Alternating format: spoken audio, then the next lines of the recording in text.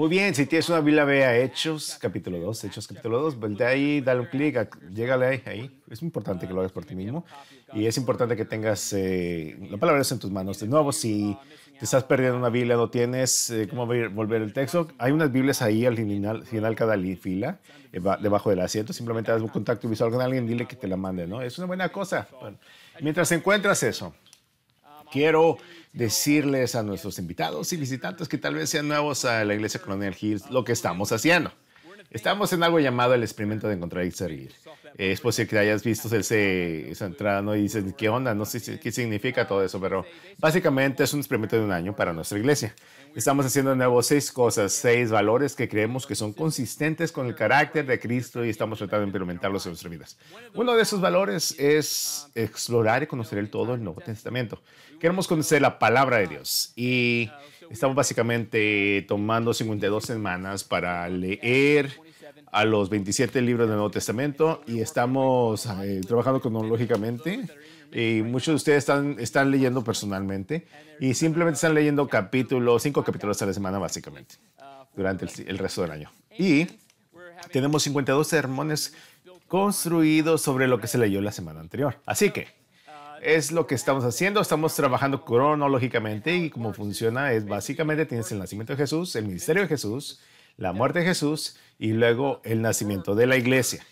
El progreso del cristianismo del primer siglo y luego tenemos al final del Nuevo Testamento básicamente el regreso de Cristo o información acerca de lo que los cristianos deben de esperar acerca del regreso de Jesús y Dios está trayendo el fin de los tiempos. Y ahora acabamos de hablar de Jesús. Terminamos con Jesús y no como terminamos con Jesús, pero terminamos la narrativa, la narrativa del Evangelio de Jesús. Ahora estamos en el libro de Hechos y estamos en el nacimiento de la iglesia. Pero déjame te hago una pregunta. Quiero que la pienses por un segundo. ¿Cómo se convirtió el cristianismo en cristianismo? Y todos sabemos que el cristianismo es básicamente cristianismo porque Cristo, pero en el sentido práctico, ¿cómo el cristianismo que conocemos y experimentamos, cómo se volvió lo que es en estos momentos? ¿Cuál es el estatus del cristianismo en el mundo? Bueno, de acuerdo a expertos actualmente dicen que hay 3.3 billones de cristianos autoproclamados. Es un número bastante grande, ¿eh? 2.3 billones. Es la mezcla de protestantes y católicos y todo en medio. Y todos sabemos que no todos los que dicen que son cristianos, pero eso también sigue siendo bastante grande, ¿no? Lo que es muy interesante es que de las 193 naciones que están representadas o básicamente reconocen las Naciones Unidas y las 211 nacionalidades que son invitadas a jugar con FIFA, todos tienen un tipo de presencia cristiana. Todos hasta cierto punto tienen cristianos allí. No hay una nación sin cristiano o contenido sin cristianos. Bueno, es bastante notable, ¿no? 2.3 billones que existen en el mundo y están en todos lados.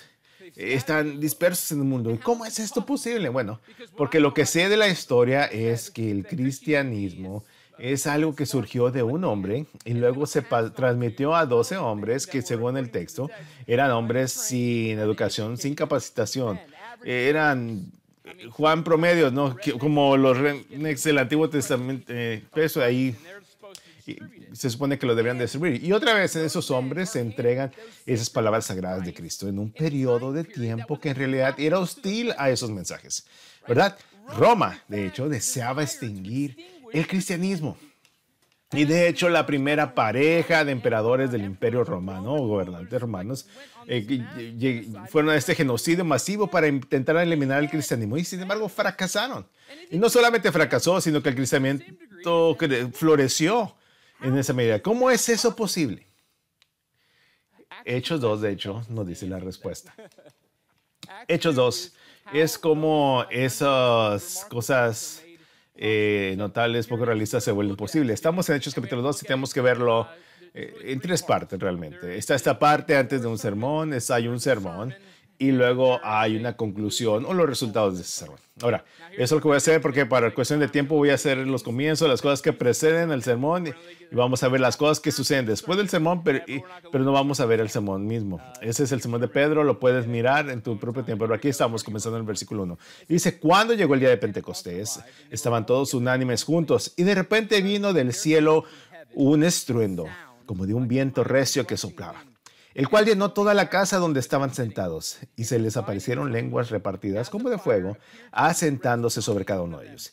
Y fueron llenos todos del Espíritu Santo y comenzaron a hablar en otras lenguas, según el Espíritu les daba que hablasen. Moraban entonces en Jerusalén judíos, varones piadosos, de todas las naciones bajo el cielo. Palabra clave, la puedes subrayar. Y hecho este estruendo, les juntó la multitud y estaban confusos porque cada uno les oía hablar en su propia lengua. Y estaban atónitos y maravillados diciendo, mirad, ¿no son galileos todos estos que hablan? Este es un insulto, por cierto, galileos, ¿no? Es como estaban diciendo, no son muchachos ahí nacos del monte. ¿Cómo es posible, no? Que nosotros los podemos hablar cada uno en nuestra lengua que hemos nacido. Y luego tenemos una lista de países, ¿no? Y personas, pardos, medos, elamitas, y los que habitamos en Mesopotamia, en Judea, en Capadocia, en el Ponto de Asia, en Frigia y Panfilia, en Egipto y en las regiones de África, más allá de Cirene, y romanos aquí residentes, tanto judíos como prosélitos, cretenses y árabes, les oímos hablar en nuestras lenguas las maravillas de Dios. Y estaban todos atónitos y perplejos, diciéndose unos a otros, ¿qué quiere decir esto? Aquí hay otra cosa que tienes que subrayar, ¿no? Mas otros, burlándose, decían, están llenos de mosto, de vino, ¿verdad? Es una acusación, están diciendo borrachos.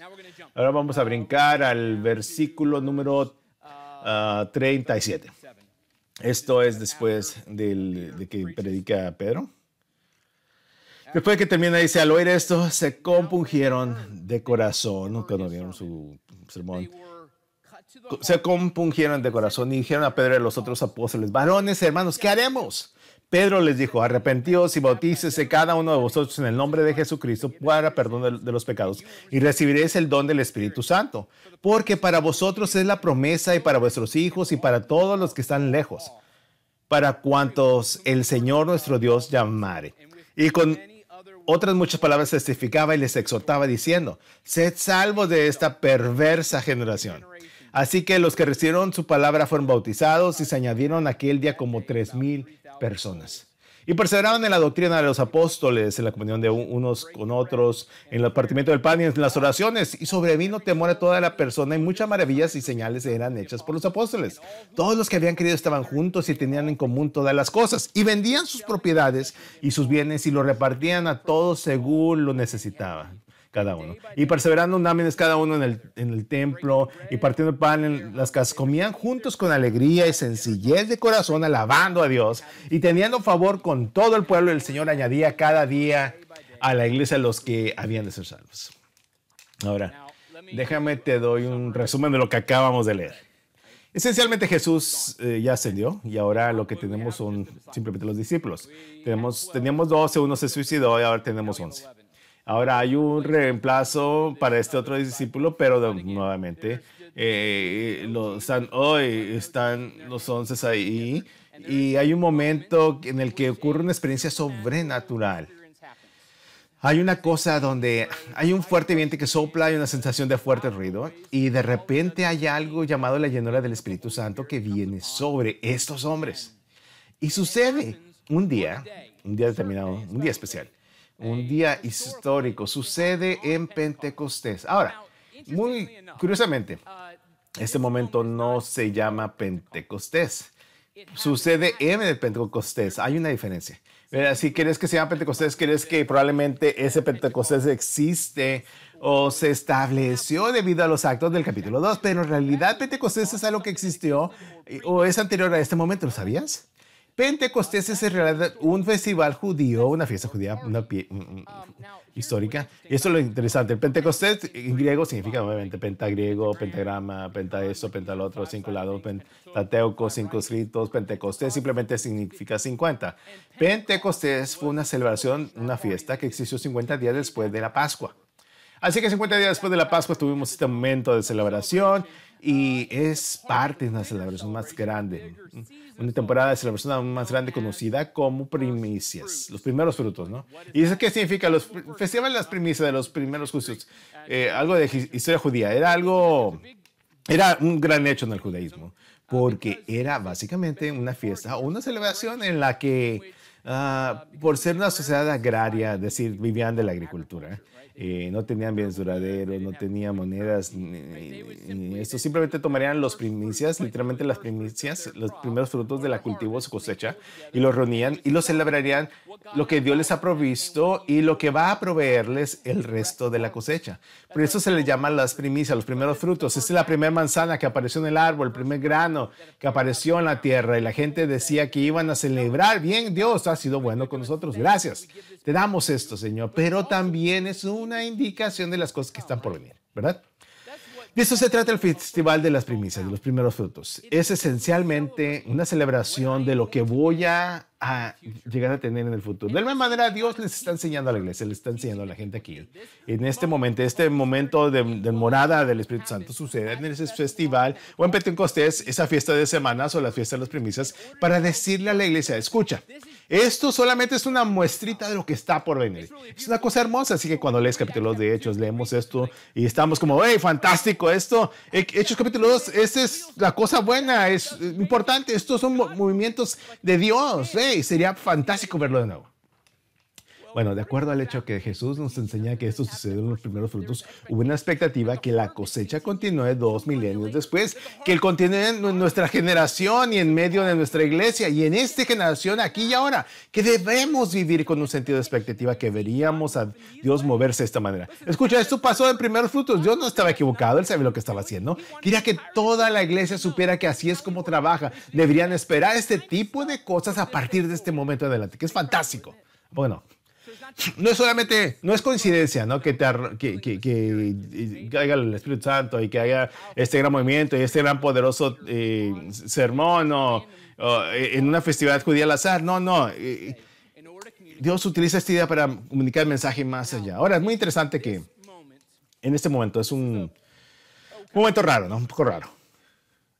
Como, levanta las manos, seamos honestos. Lees esto y estás como, esto se siente raro. Voy a levantar mi mano. Vamos, sé valiente y levántame. Este es un momento extraño y raro, ¿no? Es de Dios, ¿qué está pasando? Como, quiero saltar esto, ¿no? Porque me hace sentir un poco incómodo. Quiero decirte, este momento en el que claramente es como sobrenatural, obviamente, ¿no? Un gran viento ruidoso está en esa casa. Dice, ¿cómo llegó el viento? ¿No? Y obviamente es otra vez, es una cosa espiritual, una cosa sobrenatural. Y luego dice, lenguas de fuego que caen sobre los discípulos. Es como, ¿qué onda con eso? ¿Qué significa? Y obviamente es visible. Entonces dicen que estas pequeñitas lenguas caen sobre los muchachos ahí, de repente comienzan a hablar otros idiomas, ¿no? Como en un momento de repente estos tipos de repente comienzan a hablar en mandarín, en suajili, en eslavo, en germánico, románico, todas esas cosas, ¿no? Que estudiamos en la escuela, se empiezan a hablar. Y todos están confundidos porque simplemente son personas promedio, que no son galileos. Ahora, en esta lista hay muchos países, ¿verdad? Hay muchos países y parece que esta es información innecesaria, un poco, ¿no? Estos países, este grupo de personas dicen, nada de esto es necesario. ¿Por qué está esta lista? No creo que sea una palabra innecesaria en la palabra de Dios, porque creo que él divinamente seleccionó estas palabras por un propósito. Ahora, ¿por qué está esta lista tan extensa? ¿Es tan necesario saber todas estas cosas? Bueno, este es un momento, esta es la reversión de la maldición de la Torre de Babel. Ahora, nuestra Biblia, bueno, los que saben de la Biblia entienden, el resto entiende esto. En el Antiguo Testamento hay una historia acerca de la Torre de Babel, en la que el pueblo de Dios, los judíos, esencialmente tenían este tipo de mentalidad maya, azteca, egipcia, acerca de cómo pueden llegar a Dios. Y decían que lo que vamos a hacer es construir esta gran torre que cerrará la brecha entre lo divino y la humanidad, ¿verdad? Vamos a construir este camino al cielo, nos vamos a construir nuestra carrera hacia Dios. Obviamente no hay nada que vaya a cerrar la brecha entre Dios y el hombre, aparte de Jesucristo, ¿verdad? No hay esfuerzos humanos que sean suficientes para cerrar la brecha. Pero Dios los ve en sus intentos feudales y ¿qué es lo que hace? Los maldice con diferentes idiomas, ¿verdad? Dice que confunde su idioma y dispersa a la gente y es el comienzo de los grupos de personas y el hecho que hay ahora un mundo multilingüe en el que vivimos.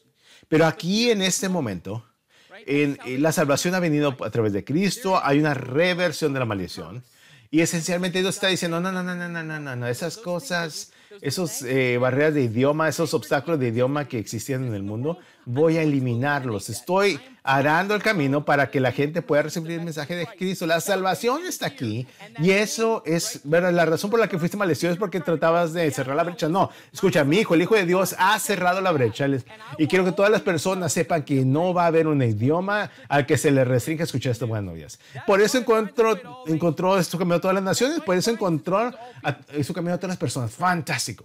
Ok, es una nota de margen, por cierto. Regresemos a la palabra. Un gran gane, ruidoso ahí, mucho ruido, unas pequeñas lengüitas ahí de fuego cayendo en las personas. Este es difícil de reconciliar y entender. Cuando leo esto me siento como que creo que vi esta película antes, ¿sabes? Que es como, esto es Harry Potter, ¿no? Eso es la primera parte de la Deathly Hallows y así tiene una escena como esa, ¿no? Bueno, no sé qué cosa. Se siente espeluznante, un poco raro. Y sé que hay muchos escépticos espirituales en la sala. Siempre lo hay, ¿no? Escepticismo espiritual en estos espacios, pero es un gran día festivo y la gente quiere estar con su mamá. Hay personas que no creen en cosas de Cristo, no creen en lo sobrenatural, no creen en Dios ni en la salvación. Pero déjame dirigirme a ti. ¿Sería justo? ¿Irías conmigo? Cristianos, dame un momentito nada más. Suéltame la correa, un segundo. Esto es un momento sobrenatural, místico, espiritual de Dios. Es difícil de reconciliarse con esto. ¿Qué está pasando? Esto se siente fuera de este mundo. Pero quiero que sepas que ser cristiano es reconocer y someterse al hecho de que nuevamente lo que se ve no es todo para el mundo, que hay elementos realmente invisibles en juego en el mundo, que el mundo material no es todo lo que tenemos, que hay un espacio inmaterial en el que existe lo inexplicable y lo irrazonable y lo ilógico. Y creo que es bueno para nosotros que sepamos de nuevo que si este momento no es científico, es irracional, es ilógico.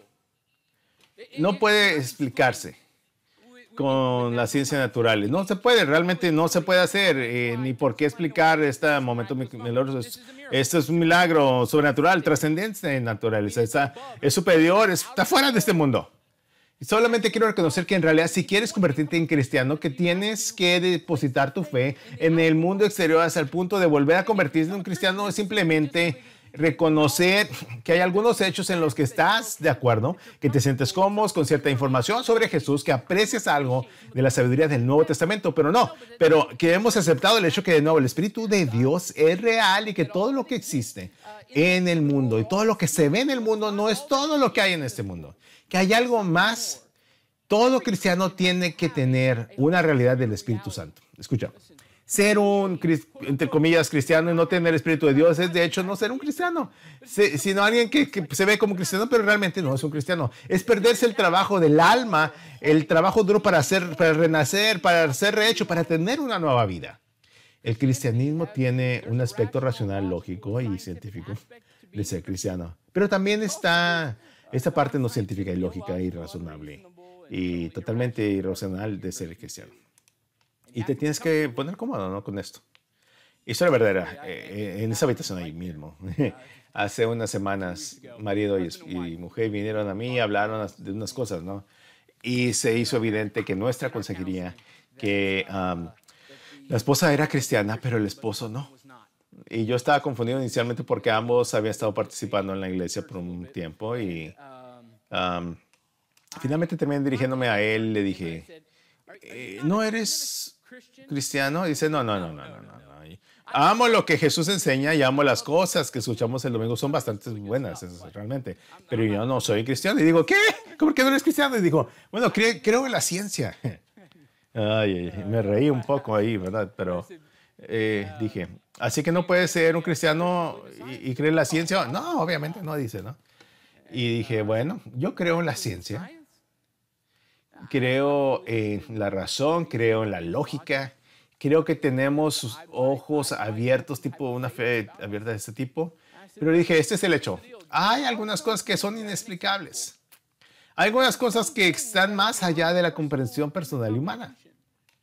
Verás, aunque creo que puedo comprender estas cosas y saber estas cosas y adherirme a estas cosas, también reconozco que hay algunas cosas desconocidas que no puedo completamente descubrir. Hay un misterio que existe y me siento como con eso porque la persona que está en el misterio y sostiene el misterio es Dios. Y se revela en su palabra escrita que puedo comprender para poder comprender las cosas que no puedo comprender a través de Él. Así que déjame te hago una pregunta. La persona que está aquí que quizás sea un naturalista, ¿no? Significa que crees solamente lo que ves. Déjame te hago esta pregunta. ¿Hay más en el mundo de lo que se ve a simple vista? Estoy preguntando a la persona que no es cristiana, el naturalista, ¿no? La persona que tiene dudas acerca de estas cosas de Jesús, estas lenguas de fuego, estas cosas milagrosas, tienen esas cosas de agua, el vino de agua, están batallando con todas esas cosas, la resurrección y no todo eso. Eres naturaleza por naturaleza. No es para insultarte, esto es tu visión mundial, ¿no? Pero te pediría que pienses seriamente. Hay más en el mundo de lo que ves. Hay más en el mundo que lo que ves. Esto, según los filósofos, esto se llama una experiencia trascendente. Significa que es algo que está más allá o que transciende el mundo material o natural. Es algo más allá de todo. Y esto es lo que es milagroso, es místico, es espiritual, es supernatural. Esto es lo que es muy interesante. Estoy hablando de nuevo al naturalista. Tim Keller hace una observación bastante interesante que en los últimos siglos los filósofos y los educadores y las mentes académicas han querido que a medida que la ciencia y la tecnología han aumentado o progresado, que eventualmente llegará a un punto en que eliminará la necesidad de Dios por parte de la humanidad. Hay muchos filósofos y tipos de pensadores que creen eso.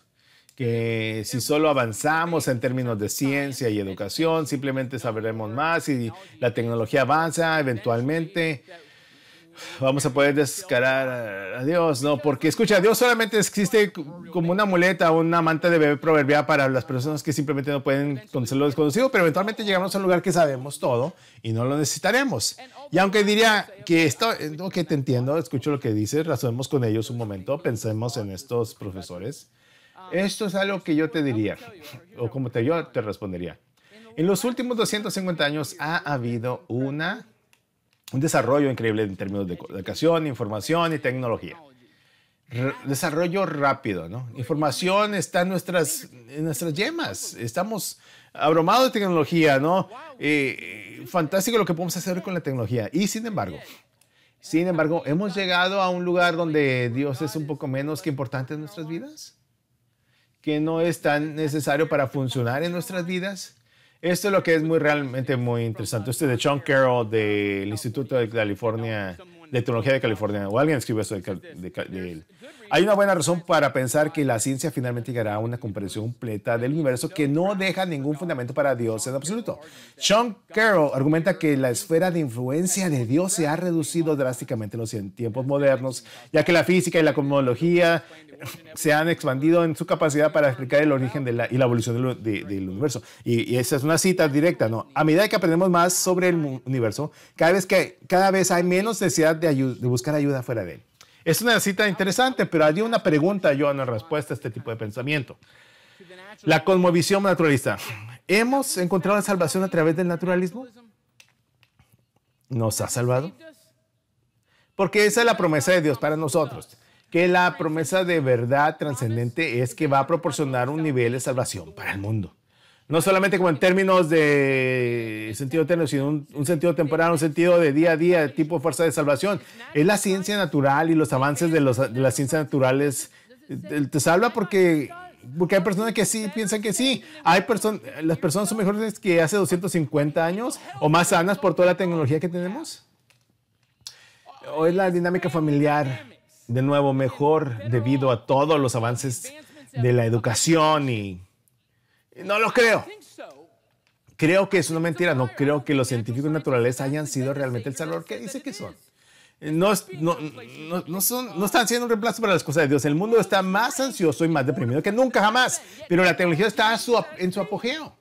Las familias y las relaciones están en su peor momento comparado a toda la historia humana. En este momento. Y sin embargo, la tecnología, la información, la educación están en su apogeo. La vista naturalista es un mundo de mentira. No ha reemplazado a Dios. La humanidad está desmoronándose. Seguimos necesitando un rescatador, un salvador. Y quizás, tal vez, quizás necesitamos algo más allá de este mundo. Quizás este mundo está algo que es fuera de este mundo. Quizás necesitamos una verdad trascendente para encontrar salvación y un Dios trascendente que está más allá de todas las cosas que conocemos. Una idea quería traerte, ¿no? Ahora hablemos a los cristianos. Versículo 13. Versículo 13 es muy interesante, ¿no? Este momento. Dice, mas otros burlándose decían, están llenos de mosto o de vino, ¿no? Así que este momento trae o produce burlar en la multitud, ¿no? Y empiezan a burlar de lo que está pasando y dicen, esos tipos están borrachos. Hay un montón de galileos borrachos hablando locuras. Obviamente, otra vez, si luchaste con el conocimiento trascendente, ellos también lo harían, ¿no? Porque estos estaban riendo de estos tipos en su presencia, ¿no? Ahora, acusación de embriaguez es muy propio del mundo hacer eso, ¿verdad? Descartar. La burla es realmente una táctica cruel del mundo secular. Bien, es una táctica cruel porque es un método que generalmente se usa para desacreditar o descartar a alguien o a algo. Burlarse de él, ¿sabes? Un argumento, usa estas cosas llamadas apelación para ridiculez. Significa empezar a reírme de lo que acaban de decir para no tener que escucharlos ya. Entonces no tengo que razonar sobre lo que acaban de decir. Así que el mundo está haciendo esto aquí ahora mismo. Hay un momento inexplicable, un momento ilógico sucediendo ahora mismo. Y ellos están tratando de probar este mundo. Esa multitud está tratando de despreciarlo. Nos vamos a burlar de esto, simplemente nos vamos a reír para no fijarnos si tenemos que aprender algo. Y dice, estos tipos están borrachos. Claramente están tratando de descartarlo, ¿no?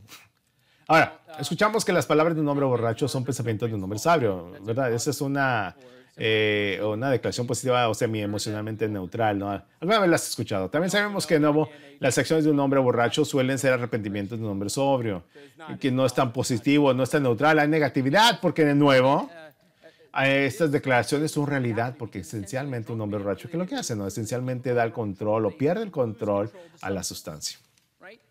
Y aquí están en este momento, estos hombres están siendo acusados de estar borrachos porque esencialmente parece que han perdido el control. Pero quiero que sepas que en el alcohol sí pierdes el control, pero para los discípulos que habían sido llenos del Espíritu Santo, se les ha dado el control. Una gran diferencia. Verás, el alcohol simplemente te roba el control. Pero cuando un creyente está lleno o habitado con el Espíritu Santo, esencialmente le estamos entregando las riendas de control a otra persona. Que esencialmente estamos diciendo, Dios, tu Espíritu puedes gobernar, tú tomas las decisiones, tú tienes el control y por eso hace lo que hace, ¿no? Y no tiene sentido y por eso no pueden entender lo que está pasando porque esto es el Espíritu de Dios que esencialmente está usando a estos hombres para hacer cosas que realmente son fuera de este mundo, son de naturaleza divina, sobrenatural. Por lo que dicen, no, están borrachos. Esto es lo que significa ser cristiano. Ahora, en esta sala, creo que probablemente haya un problema. Yo le llamaría un problema de deficiencia del Espíritu Santo. Pero muchos de nosotros somos cristianos y tenemos momentos de liderazgo del Espíritu Santo en nuestras vidas, ¿verdad? Momentos de te traigo convicción para que hicieras algo, te incitó a hacer algo, te reveló algo. Y tú es muy, muy memorable. Y sabes la fecha y la hora, sabes lo que se dijo, lo que está pasando, pero ha sido hace mucho tiempo, ¿no? De que sentiste el Espíritu de Dios moverse en tu vida. Pasó mucho tiempo después de la última vez que escuchaste de Él o te escuchaste hablar o sentiste que te picó ahí el estómago, ¿no? Ha sido un minuto, ¿no? Ha sido tanto tiempo, incluso hay como semillas de duda ahora y te preguntas, ¿inventé todo esto? Y eso es lo que te diría. Si eres uno de esos que has pasado mucho tiempo desde que el Espíritu Santo se mueve en tu vida, moviéndote en su vida, hablándote y dirigiendo, entonces me gustaría que pensases en Lucas capítulo 3. Lucas capítulo 3, cuando Jesús se bautiza, esto es lo que dicen. Dice, cuando estaba orando, el cielo se abrió y descendió el Espíritu Santo sobre él en forma corporal como paloma. Esto es hermoso. El Espíritu de Dios se identifica con una paloma. Es una ave de paz, no una ave de guerra. Y de nuevo, posiblemente estaba experimentando una deficiencia del Espíritu Santo en tu vida porque tu vida está ocupada y apresurada, distraída y ruidosa. ¿Y qué crees? Las palomas no se notan cuando esas cosas están sucediendo.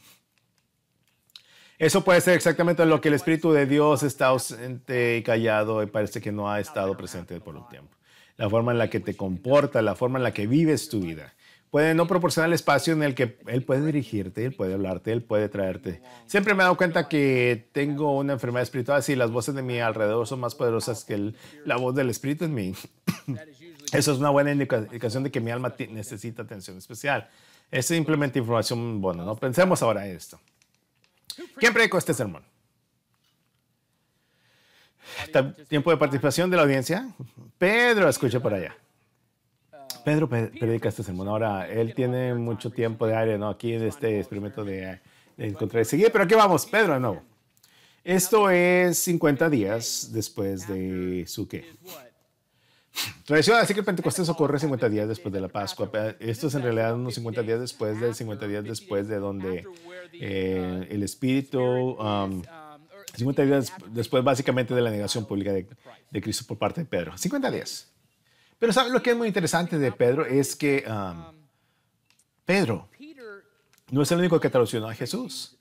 ¿Quién más traicionó a Jesús? Ya di la respuesta, ¿no? Pero es Judas. Ambos traicionan a Cristo. Sin embargo, ¿qué vemos? Uno de ellos se mata. El otro tipo está aquí predicando este mensaje poderoso a una audiencia de personas por las que anteriormente se sentía amenazado. Eso es bastante notable. ¿Cómo es eso posible? Un tipo se suicidó y el otro se volvió un predicador de la calle, ¿no? Es un trabajo, bueno, ahí.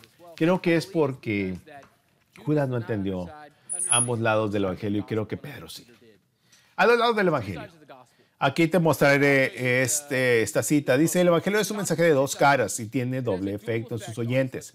Los que lo aceptan encuentran que es vivificante como agua para una persona que muere de sed. Pero para aquellos que lo rechazan, es un trato de muerte como el agua para un hombre que se ahoga. Verás, estos son los dos lados del evangelio. Un lado del evangelio es que, escucha, estás quebrantado, arruinado, corrupto, infiel, malvado y eres incapaz de arreglar esas cosas. Ese es un lado del evangelio. ¿Quieres escuchar el otro lado del evangelio? Eres amado, apreciado, bienvenido y restaurado por Dios por su gracia y misericordia hacia ti. Dos lados del evangelio. Pero ¿sabes lo que es muy peligroso? Si solamente conoces uno. Tan peligroso. Si tan solo conoces un lado. Y creo que es la diferencia entre Judas y Pedro. Judas era como, hey, estoy roto, corrompido, malo, no merezco vivir. Y aún así, Pedro, estoy roto, corrompido, infiel, indefenso para corregir esas cosas, pero también Dios me ama y me ha apreciado y me ha dado la bienvenida y me está restaurando. Juan 21 es obviamente la diferencia, ¿no? De entre estos dos. Piensa en la multitud. Piensa en la multitud. ¿Qué sucede a la multitud? ¿Crees que entendieron ambos lados del evangelio?